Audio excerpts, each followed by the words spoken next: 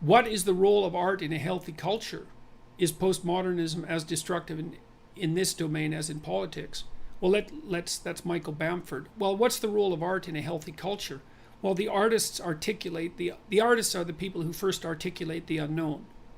And so the role of artists in a healthy culture is to bring to public awareness elements of being that have not yet entered the collective consciousness. So you could imagine that we're all living on an island, and many of us are in the center of the island, far enough away so that maybe we can't even see the shoreline and we can't see the ocean. That's where our borders end, but we're distant from them.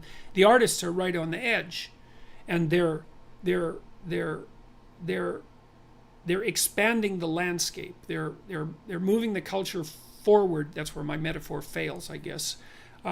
They're moving the culture forward into the unknown, and they do that by translating what is as of yet unimaginable but sensed into what is at least imaginable and represented in image and drama and literature. And that's the precursor to its full formulation in articulated philosophy and thought.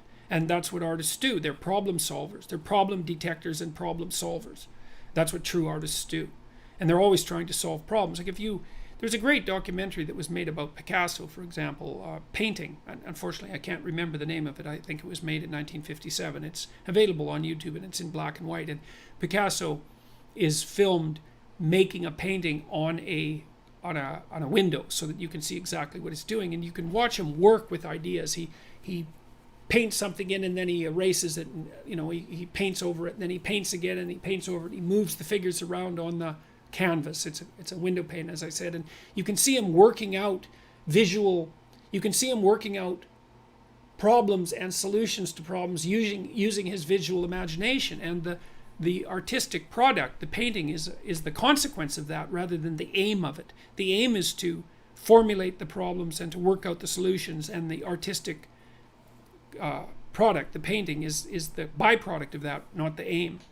And so artists move us forward into the unknown, and you can see them doing that in cities, because it's the open people, the artists, who go into parts of the cities that have degenerated to some degree back into chaos, and then revitalize them, and they civilize them. And then the less artistic people who are more conventional move in, and that's when you get gentrification and that sort of thing, and that usually chases the artists out, and they go somewhere else cheap and interesting and start the renewal process again.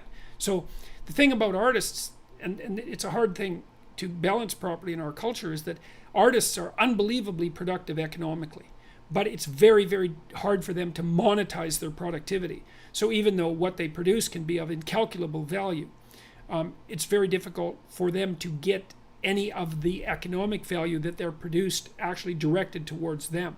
It's a major problem it's a major problem with trade openness as a mode of being in the world.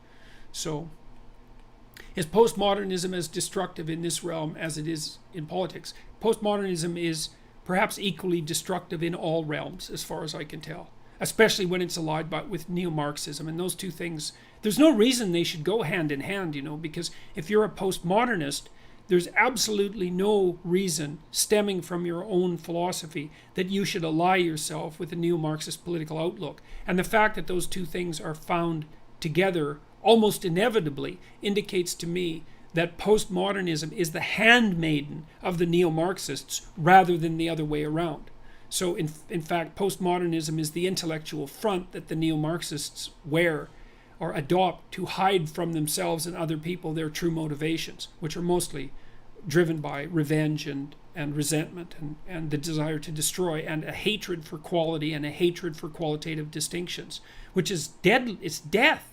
I mean, with young people, you want to say, look, there's not much to you. You're only 20 and you're kind of useless. But that's because you're only 20.